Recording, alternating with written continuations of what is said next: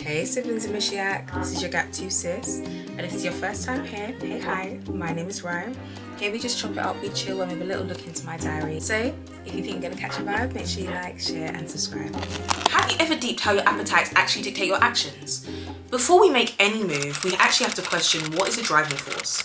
What is the core source of this action? Where does the origin lie? Does it lie in righteousness or in perversion? I think if we actually took the time to really deconstruct a lot of the things that we do, and if we were honest with ourselves, we'd actually admit that a lot of the things that we do, or the origins of those things, they lay neatly between the sin of lust and the need for attention and validation from others. I feel like a broken record when I say this, but I'm not gonna stop. I'm just literally not gonna stop. You need to reflect on yourself during this journey. I mean, it's all good and well being able to quote the Bible back to front with your eyes closed, but when scripture really talks about creating a clean heart, or better yet, renewing of the mind, like the renewal of the mind found in Romans 12:2, I believe, it requires you to intensively reflect. And I feel like I've not really verbally said it, but I feel like it's obvious. Like, the whole point of this channel, the whole goal of this channel is to elevate within our spiritual walks, and the best way to do that is by taking accountability. I know, she said it again. she keeps saying it. Like, she literally keeps saying take accountability. Why is she doing that? She says it because obviously speaking from personal experience, not taking accountability stunts your growth and expansion. For me, I know that the battle is basically all in the mind. And you know when they say manifestation is real? It really is. I mean, the power of the tongue is incredibly, homegirl. The power of the tongue is so real. You have to be so careful, incredibly careful of how you entertain certain thoughts that run up in there. I mean, I come from a dramatic background. Like, I be thinking. And like, you know, sometimes you just gotta cut it off straight in it, but it's hard. Sometimes it's really hard to do that. But there's this phrase that is an idle mind is a devil's playground. And when you start ruminating on certain things, naturally it's going to affect how you present yourself in the physical realm. I think one of the best ways to look at this would actually be through the scripture in James. It's in 1 James 14-15. But when every man is tempted, when he is drawn away of his own lust and enticed, then when lust hath conceived, it brings forth sin. And when sin is finished, it bringeth forth death. It's very clear. For me, that's like very clear cut. Like, it's kind of obvious what that means. And that desire that you've been ruminating on within your inner man, it only has one of two ways to proceed. It's either killed by you, or eventually, through the biblical and natural order of things as we've just read, it kills you. And this is why scripture tells you to put the helmet of salvation on, so you can protect your mind, so you have a fortress up there. In all transparency, what if you're feeling zesty? What if, let's say your girl was feeling zesty. What if you're feeling some sort of way, right? If I'm feeling that way, you know, I'm a growing girl, I'm a woman. You know, I expect us all to be adults here. It does affect how I present. I'll be very real. I recognize that in myself, that in, you know, I change in certain ways, and that's something that I'm trying to combat. I'm working on that day by day.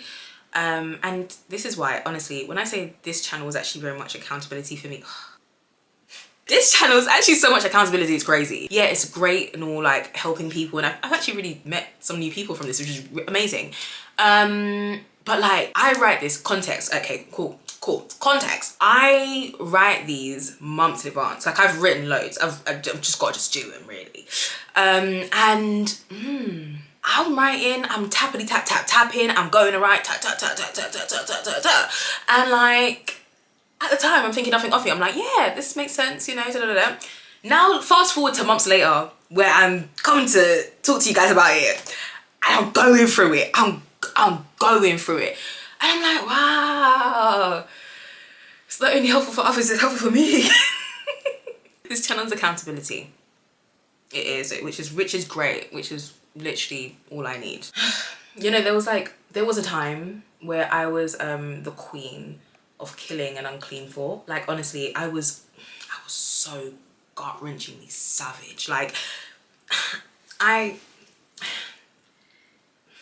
mean, what can I say? I mean, I got complacent. I loosened my grip, and I swung my sword very haphazardly So like no longer were my strikes incredibly precise, but they were more relaxed. And when you start to swing in a really lazy way, swinging in terms of the word, you know, the word is a two-edged sword, catch the metaphor, that's where cracks start to form.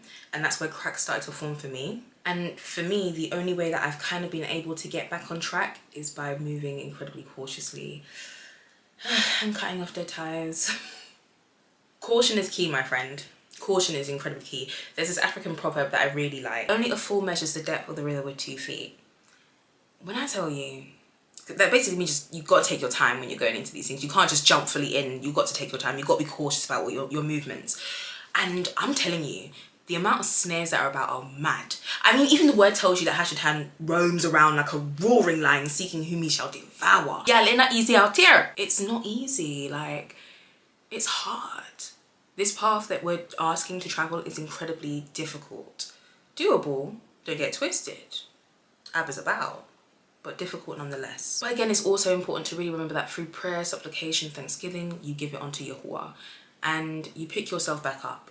And I think it's important also to remember that you're not just flesh, you are an eternal being. You are a ruach, you are a eternal being stuck in a mortal body. And yeah, it's easy to to nourish your physical body. You know, you go to the gym, you eat well, you do what you do.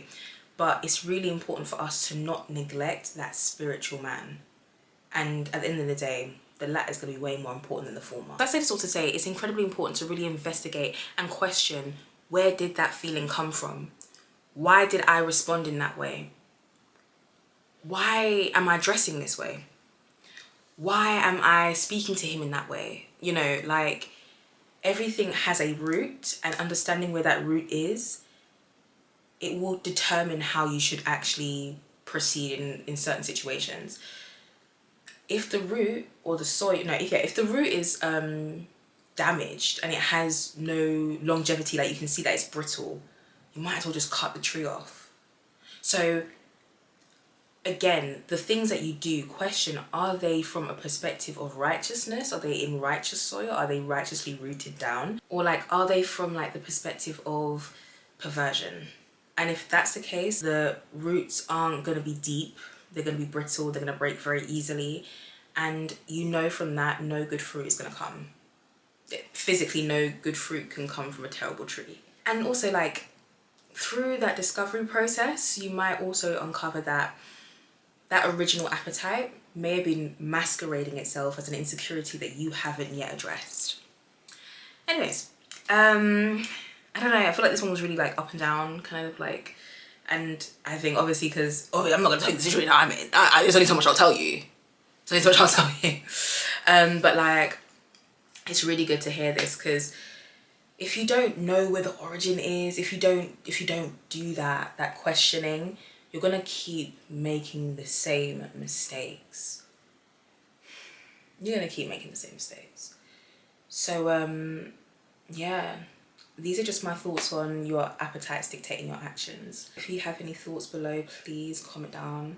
And thank you so much for watching, and make sure you subscribe. Please subscribe and send us a like. I'd really appreciate it. So yeah, I hope you guys enjoyed this little page from my diary, and I hope you guys have a beautifully baruch day.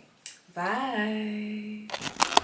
Oh my gosh, you watched the video. Thank you so much. Make sure you guys like, share and subscribe. All praises unto the Most High. Bye.